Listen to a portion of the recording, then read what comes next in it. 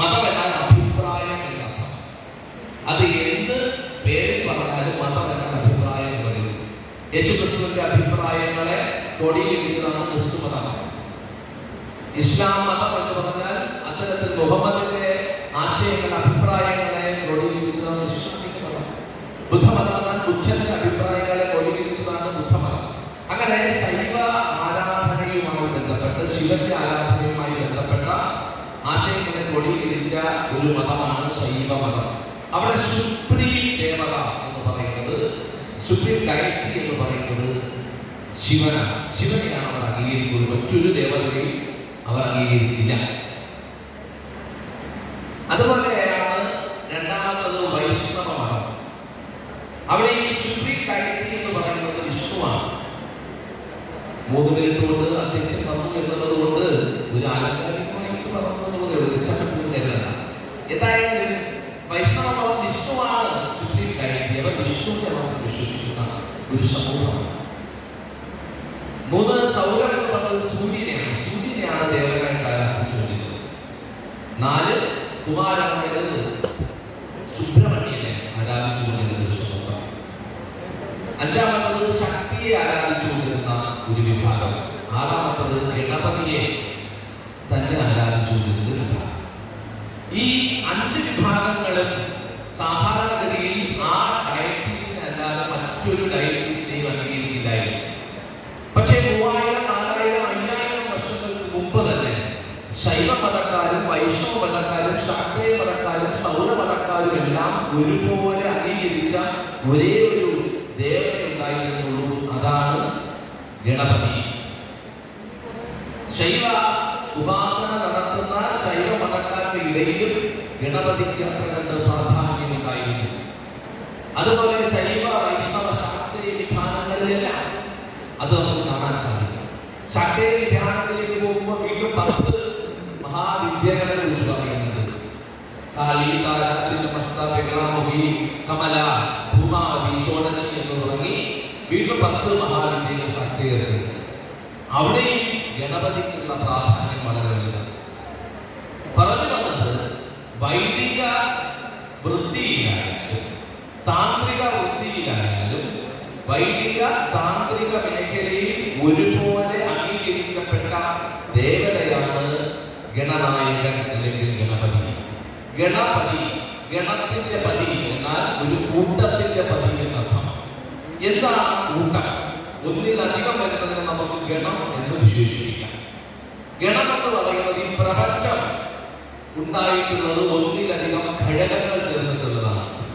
പ്രപഞ്ചം എന്ന വാക്കുണ്ടാവാനുള്ള കാരണമാണ് ശ്രദ്ധിക്കുക. പ്രപഞ്ചം എന്ന വാക്കുണ്ടാവാൻ ഉള്ള കാരണം പ്രകർഷേണ പഞ്ചീകരിക്കപ്പെട്ടതെന്തോ അതാണ് പ്രപഞ്ചം. പ്രകർഷേണ പഞ്ചീകരിച്ചു എന്നർത്ഥം 5ആയി തീർന്നു എന്നർത്ഥം. ആ 5ആയി തീർന്നതാണ് പഞ്ചഭൂതങ്ങൾ. ഭൂമി, ആകാശം, വായു, അഗ്നി, ജലം. അപ്പൊ ഈ 5 ഭൂതങ്ങൾ, ഭൂതം എന്ന വാക്കിന്റെ അർത്ഥം ഉണ്ടായത്, ആദിയിൽ ഉണ്ടായത് എന്നർത്ഥം. എങ്ങനെയാണ് ഈ പ്രപഞ്ചം ഉണ്ടാകുന്നത്? ഈ ലോകം ഉണ്ടാകുന്നതിന് മുമ്പ് തന്നെ ആകെ ഉണ്ടായിരുന്നത് ശുദ്ധബോധമാണ്, പ്യുവർ കോൺഷ്യസ്. ശുദ്ധബോധത്തിന് ചലിക്കാൻ ശേഷിയില്ല. ഞാൻ ഒന്നുകൂടി പറഞ്ഞു. ആദ്യം പറഞ്ഞത് നമുക്ക് താല്പര്യമില്ലാത്ത വിഷയം കേൾക്കുമ്പോൾ അത് ശ്രദ്ധിക്കാനുള്ള മനസ്സിന്റെ താല്പര്യക്കുറവുണ്ടാവും. പൊതുവെ സ്വീകരിക്കുക എന്ന് ഒരു ആന്റിസിപ്പേറ്ററി പേര് മൂവിയിലൊന്നുണ്ട്. ശുദ്ധബോധമാണ് ആദ്യത്തെ സൃഷ്ടി ഉണ്ടാകുന്നതിന് മുമ്പുണ്ടായത്. ആ ശുദ്ധബോധം, അതിന്റെ പ്യുവർ കോൺഷ്യസ് എന്ന് ആധുനിക മനഃശാസ്ത്ര ഗ്രന്ഥം പറയുന്നു. ആ പ്യുവർ കോൺഷ്യസിൽ നിന്ന് ഫസ്റ്റ് വൈബ്രന്റ് ഉണ്ടായി, ആദ്യത്തെ സ്പന്ദനം. ആ ആദ്യത്തെ സ്പന്ദനം ആധുനിക ശാസ്ത്രം അംഗീകരിക്കപ്പെടുന്നത് ഒരു സ്പന്ദനം ഉണ്ടായാൽ അതിൽ നിന്ന് വീണ്ടും വീണ്ടും തുടർച്ചയായി സ്പന്ദനങ്ങൾ ഉണ്ടാകുകയാണ്. ആ സ്പന്ദനങ്ങൾ 1, 1, 2, 3, 4, 5 വികസിച്ച് ആ സ്പന്ദനത്തിന് ഒരു പരിധിക്കപ്പുറത്തേക്ക് നിൽക്കാൻ പറ്റാതായപ്പോൾ ആ സ്പന്ദനം, ആ വൈബ്രന്റ് പൊട്ടിത്തെറിച്ചു. അതാണ് മഹാവിസ്ഫോടനം. അതിനെ ഇങ്ങനെ പറയുന്നത് നിങ്ങൾക്ക് ഇഷ്ടമാവില്ല. നമുക്ക് ഇഷ്ടമാകും. നമ്മൾ ഫിസിക്സിൽ പഠിച്ചിട്ടുള്ള ക്വാണ്ടം ഫിസിക്സ് അല്ലെങ്കിൽ മെറ്റാഫിസിക്സ് എന്നെല്ലാം വിശേഷിപ്പിക്കുന്ന ആ മഹാവിസ്ഫോടനം, ബിഗ് ബാങ് തിയറി എന്ന് പറയുന്നത് ഇവിടെ സംഭവിക്കുന്നതാണ്. ശുദ്ധബോധത്തിൽ നിന്നും ഫസ്റ്റ് വൈബ്രന്റ്, എന്നാൽ ഫസ്റ്റ് എന്നാൽ ആദ്യത്തെ ഊർജം അല്ലെങ്കിൽ ശക്തി, ആദ്യത്തെ ശക്തിയെ ഫസ്റ്റ് വൈബ്രന്റ് എന്ന് വിളിക്കാം. കുറച്ചുകൂടെ നന്നായി പറഞ്ഞാൽ ആദിശക്തി എന്ന പേര് വരാൻ കാരണം അങ്ങനെയാണ്. ഫസ്റ്റ് വൈബ്രന്റ്, ചലനശേഷിയുള്ള ആദ്യത്തെ സ്പന്ദം, പ്രപഞ്ചത്തിന്റെ ആദ്യത്തെ ശക്തി എന്ന് പറയുന്നത് ഈ ശുദ്ധബോധത്തിന്റെ അടുത്ത ഒരു സ്റ്റേജാണ്. ഊർജം എന്ന് പറഞ്ഞാൽ energy can either be created nor B destroyed എന്നാണ് നമ്മൾ പഠിച്ചിട്ടുള്ളത്. അതൊരു വൈദേശികമായിട്ടുള്ള കണ്ടുപിടുത്തമാണെന്ന് നമ്മൾ കേട്ടിട്ടുമുണ്ട്. പക്ഷെ എന്ന് പുലാത്തിൽ 6000 വർഷങ്ങൾക്ക് മുമ്പ് കൃത്യമായി ഊർജത്തെ കുറിച്ച് വിശദീകരിച്ചിട്ടുണ്ട്. ആ ഊർജത്തെ ഉണ്ടാക്കാനും സാധിക്കില്ല, അതിനെ നശിപ്പിക്കാനും സാധിക്കില്ല. അത് തന്നെയാണ് ആൾക്കാരുടെ ഭാഷയിലേക്ക് ഒഴിമാറ്റം ചെയ്യപ്പെട്ടപ്പോൾ അത് energy can either be created nor B destroyed നമ്മൾ പഠിച്ചത്.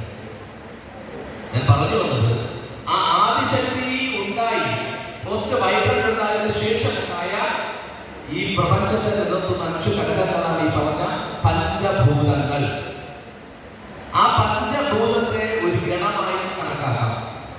ആ പഞ്ചഭൂതത്തിൽ നിന്നാണ് ഈ കാണുന്ന മുഴുവൻ പ്രപഞ്ചവും, ഞാനും നിങ്ങളും ഈ കാണുന്ന അണ്ടകടാകത്തിലെ സമസ്തവും ഉണ്ടായിട്ടുള്ളത്. ഇവിടെ യുക്തി കൊണ്ടുകൂടി ചിന്തിക്കുക, ശാസ്ത്രബോധം കൊണ്ടുകൂടി ചിന്തിക്കുക. യുക്തിരാഹിത്യവും ചിന്തിക്കാൻ പറയുന്നില്ല, ശാസ്ത്രമില്ലാത്ത ബോധമില്ലാത്ത അവസ്ഥയിൽ ചിന്തിക്കുക. യുക്തിയോടെയും ശാസ്ത്രബോധത്തോടെയും ചിന്തിക്കുമ്പോൾ അത് സത്യമാണെന്ന് തിരിച്ചത്. അപ്പൊ ഈ പ്രപഞ്ചത്തിലെ 5 ഭൂതങ്ങളുടെ നായകനാണ്. അതായത് പ്രപഞ്ചത്തിന്റെ കാരണഭൂതമായി നിലനിൽക്കുന്ന 5 പഞ്ചഭൂതങ്ങളുടെയും അധിപനാണ് ഗണപതി എന്നർത്ഥം. അതുകൊണ്ടാണ് ഷഡ്മതങ്ങൾ എന്ന് പറഞ്ഞ 6 മതങ്ങളും ഗണപതിയെ അംഗീകരിക്കാൻ കാരണം. വൈദിക സാഹിത്യത്തിൽ സാധാരണ വൈദികരും താന്ത്രികരും രണ്ടും അവരുടെ 2 മേഖലകളാണ്. അതുപോലെ ശാബരൻ എന്ന് പറയുന്ന മലബാരം എന്ന് പറയുന്ന 3ാമതൊരു വിഭാഗം കൂടിയുണ്ട് ഗോത്ര സമുദായത്തിൽ. അവരും അതുപോലെ ഗണപതി അംഗീകരിക്കും. ഓം ഗണനാഥം ഗണപതി നമഃ ഹേ കവി കവിനാമവസ്വസ്തം ജൽപരാജം ബ്രഹ്മണസ്പദ ആനശ്വരനോദി സീലസാദനം എന്ന് വൈദികർ ഗണപതിയെ സ്തുതിക്കുമ്പോൾ താന്ത്രികർ കൃത്യമായി 28 അക്ഷരം കൊണ്ട് ഗണപതിയുടെ മന്ത്രം ഉപയോഗിക്കുമ്പോൾ ഭംഗം എന്ന് തുടങ്ങുന്ന ഒരു ധ്യാനം, ഒരുപാട് ധ്യാന മന്ത്രങ്ങളുണ്ട്. ഇതെല്ലാം പറഞ്ഞു വരുന്ന മനോഹരമായ രഹസ്യങ്ങൾ ഒളിപ്പിച്ചു വെക്കുന്ന ഒരു മന്ത്രം. അതേപോലെ ഗോത്ര സമുദായത്തിലെ ആൾക്കാർ ഗണപതിയെ അംഗീകരിക്കുന്നത് എന്തു വേണം ഗണാദിക്കേ, ഏതു വേണം ഗണാദിക്കേ, എന്തു വേണം ഗണാദിക്കേ, ഏതു വേണം ഗണാദിക്കേ. ഇതിങ്ങനെ ഒറ്റപ്പാട്ടായി ചൊല്ലി അവിടെ എതിരീയമ്മയ്ക്കും നല്ലച്ഛനും പരിമാണങ്ങൾക്കും മുത്തപ്പനും ചാത്തനും അവർ അവരുടെ പൂജ ചെയ്യുന്നതിനിടയിൽ ഈ ഗണോദിക്ക് ഒരു നീക്കിയിരിപ്പ് കൊടുത്തിട്ട് പറഞ്ഞു വന്നത് പൗരോഹിത്യത്തിന്റെ ഭാഗമായിട്ട് ഈ വൈദിക സംസ്കൃതി എടുത്താലും ഏവർക്കും ജീവിതത്തിൽ പകർത്താൻ സാധിക്കുന്ന താന്ത്രിക ഗണമെടുത്താലും ഗോത്രസമൂഹത്തിൽ ജീവിച്ചിരുന്ന ആൾക്കാരുടെ മേഖലയിലും സമസ്ത മേഖലയിലും ഗണപതി സ്വീകാര്യമാവാൻ കാരണം ഈ പഞ്ചഭൂതങ്ങളുടെയും അധിപനാണ് എന്നുള്ളത് നോക്കാം. ഈ 10 ദിവസവും നമ്മൾ ഈ ഗണപതിയുടെ രഹസ്യത്തെ തിരിച്ചറിയണം. ഈ പഞ്ചഭൂതങ്ങളിലൂടെ തന്നെ പഞ്ചകോശങ്ങളെ തിരിച്ചറിയാൻ സാധിക്കണം. ആ പഞ്ചകോശങ്ങളെ അനുഭവിക്കാൻ സാധിക്കണം. ഒരു കാര്യം കൂടി പറഞ്ഞ് അവസാനിപ്പിക്കണം. കാരണം ഈ സമയമായി ഓരോ പ്രസംഗിക്കാൻ സമയമില്ല. ഈ ചതുർത്ഥി ചില കാര്യങ്ങളെ മാധ്യാർത്ഥത്തിൽ നമ്മൾ എടുക്കാൻ പാടില്ല, പ്രത്യേകിച്ച് ഭാരതീയ ദർശനങ്ങൾ. ഉദാഹരണത്തിന് ഈ വൈദേശികാധിപത്യവും വൈദേശികരുടെ കടന്നുവരവും